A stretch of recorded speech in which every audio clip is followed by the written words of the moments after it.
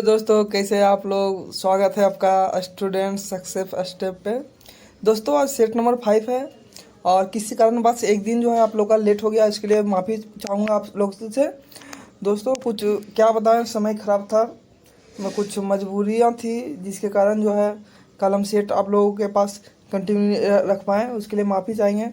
तो आज set number 5 है, अगर कोशिश करेंगे कि सेट नंबर 6 भी अपडेट कर दे आज ही तो बेटर रहेगा। आप लोग लाइक शेयर एंड कमेंट करते रहें और हौसला बढ़ाते रहें। दोस्तों कल से एडुटेरिया का करंट लाजवाब तरीके से आप लोगों के साथ जो एक्सप्लेन किया जाएगा। आप लोग बहुत देखे होंगे करंट जो है पढ़ाते हुए, बट हम जो कल एक्सप्लेन करेंगे आप लोगों के बीच में वो बहुत ही अच्छा बेहतरीन ही रहेगा। आप लोग अपना सपोर्ट बनाए रखें और लाइक शेयर एंड सब्सक्राइब करते रहे, आगे बढ़ाते रहे।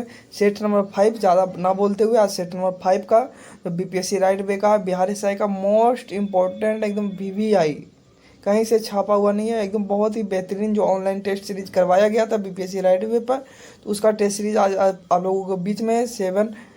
सेट नंबर 5 और आज के बीच, और कुछ देर के बाद हो सकता है सेट नंबर 6 भी अप हो जाए, तो इसको देख के अगला सेट भी देख ले। जो ना देखें पिछला सेट तो 1 से लेके 4 तक जरूर देखें। आज 5 नंबर चलेगा। तो आज चलते हैं क्वेश्चन की ओर। क्वेश्चन नंबर 1 में मोहनजोदड़ो में सबसे बड़ा भवन कौन सा है?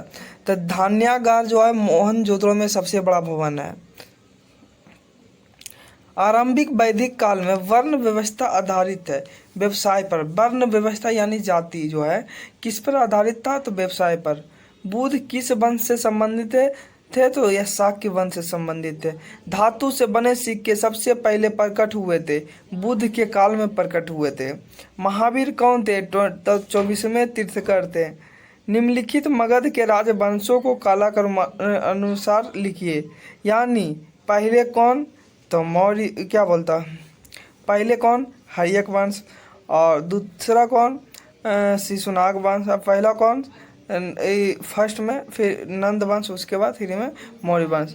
दोस्तों इसका एक ट्रिक है, हसीना मासुका, हसीना मासुका, हसीना मासुका, याद रखिएगा, हसीना मासुका।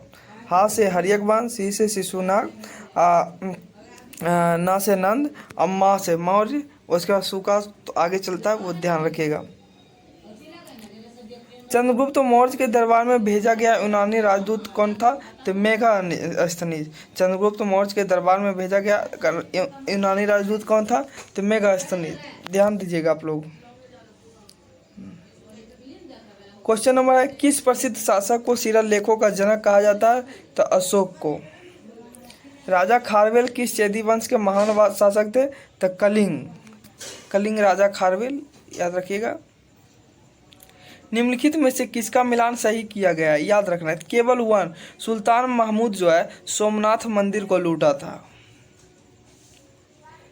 शेरशाह की मृत्यु कहाँ लड़ते हुए थे? तो कालिंजर में हुई थी। भारत में सिविल सर्विस का सूत्रपात निम्नलिखित में से किसने किया? तो लॉर्ड कर्नवालिस। टेलीग्राफ लाइन सर्वप्रथम कहाँ से कहाँ तक बिछाई गई? तो कलकत्ता से Agra. Government of India act 1935 किस पर आधारित था? तो साइमन कमीशन पे। गांधी जी का सबसे महत्वपूर्ण शिक्षाएं निम्नलिखित में से कौन सी थी? तो 1 और 2, सत्य और अहिंसा, इनका जो था महत्वपूर्ण शिक्षाएं थी।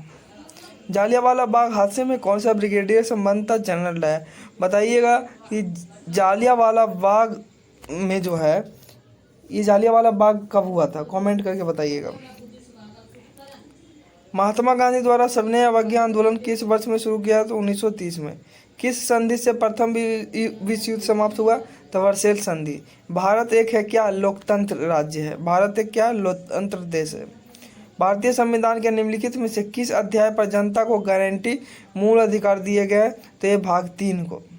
भारतीय संविधान में कितने प्रकार के न्यायिक आदेश हैं? तो 5। भारतीय संविधान में अल्पसंख्यकों को मान्यता किस आधार पर दी गई है? तो धर्म के आधार पर दी गई है, जो कि धर्म के आधार पर नहीं होना चाहिए, आर्थिक के आधार पर होना चाहिए। लेकिन क्या कीजिएगा, जो लिखा हुआ है संविधान में, तो हमारे संविधान में निर्देशक सिद्धांत कानूनी अदालतों द्वारा अपरिवर्तनीय है। भारत के उपराष्ट्रपति के पद पर लगातार 2 बार कौन रहे? तो डॉक्टर एस राधाकृष्णन। भारतीय संघ में नए राज्य की स्वीकृति कौन देता है? संसद। लोकसभा का कार्यकाल कितनी बार 6 वर्ष तक बढ़ाया गया? 1 बार। नेशनल ग्रीन ट्रिब्यूनल किससे संबंधित मामलों को देखता है? तो यह पर्यावरण संरक्षण और वन संरक्षण। निम्नलिखित में से किस भारतीय राज्य की समुद्री तटीय सीमा सबसे छोटी है? तो गोवा। तो आप लोग कमेंट करके बताइएगा कि समुद्री तटीय सीमा जो है सबसे ज्यादा कौन सा राज्य का? निम्नलिखित में से किस स्थल को यूनेस्को की विश्व विरासत के स्थलों की सूची में शामिल किया गया? तो सुंदरवन नेशनल पार्क। नागा, तिब्बा और महाभारत पर्वतमालाएं किसमें है? तो निम्न हिमालय में। यानी वायुमंडल में प्रायः गर्मी कहाँ से आती है? तो विकिरण से आती है। साइलेंट वैली स्थित है कहाँ है? केरल में। काजीरंगा राष्ट्रीय उद्यान किसके लिए प्रसिद्ध है? तो गैंडा के लिए। जूट उत्पादन में सबसे प्रचुर प्रदेश कौन सा है? तो पश्चिम बंगाल। निम्नलिखित में से कौन सा युग्म सही नहीं है? तो याद रखिएगा 2 और 3 दोनों क्या सही नहीं है। नीली क्रांति उर्वरकों के उत्पादन से पीली क्रांति अंडों की, गलत है। किशन गंगा परियोजना भारत तथा पाकिस्तान के बीच विवाद का मुख्य कारण है। 2011 की जनगणना के आंकड़ों के अनुसार निम्न में से कौन सा कथन सही नहीं है? तो साक्षरों की वृद्धि में पुरुषों की संख्या महिलाओं से अधिक है। ऐसा नहीं है। कुकी किस राज्य से संबंधित है? तो मणिपुर से। निम्नलिखित में से कौन सा सौर परिवार से संबंधित नहीं है? तो निहारिका। यह सौर परिवार से संबंधित नहीं है। कहाँ पर दिन तथा रात एक समान होते हैं? तो भूमध्य रेखा पर, दिन इक्वेटर जिसको बोलते हैं। क्षोभ मंडल वायुमंडल का सबसे तप्त भाग है क्योंकि यह पृथ्वी के पृष्ठ से तप्त हो जाते हैं। निम्नलिखित में से किस देश के साथ चीन की सीमा रेखा सबसे लंबी है? तो मंगोलिया के साथ। फसलों का आवर्तन क्यों अनिवार्य है? तो मृदा को उर्वरता को बढ़ाने के लिए।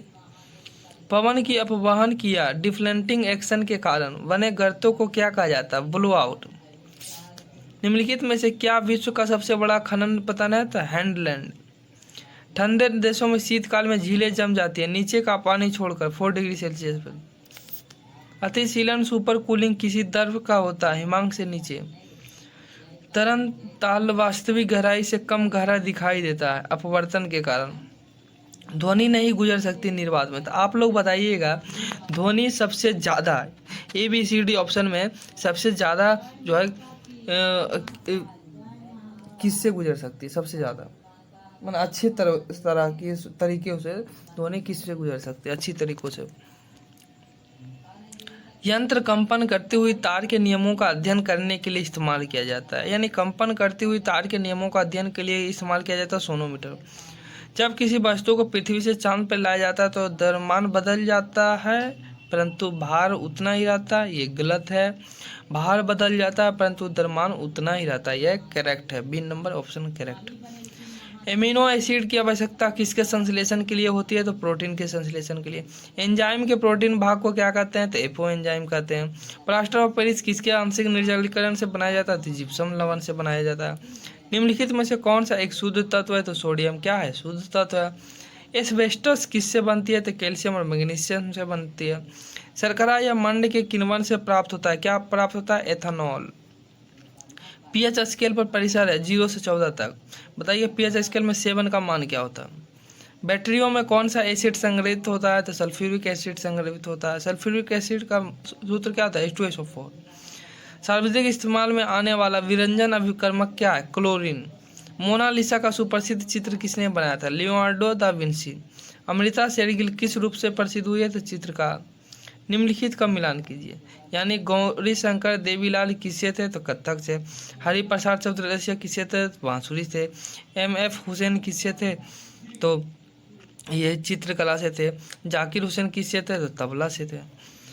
निम्नलिखित में से कौन सा भारतीय लोक नृत्य है? गरबा। तो गरबा कहाँ का है? तो गुजरात का है। 2000 में मान्यता प्राप्त शास्त्रीय नृत्य मूलतः कहाँ का था? असम का था।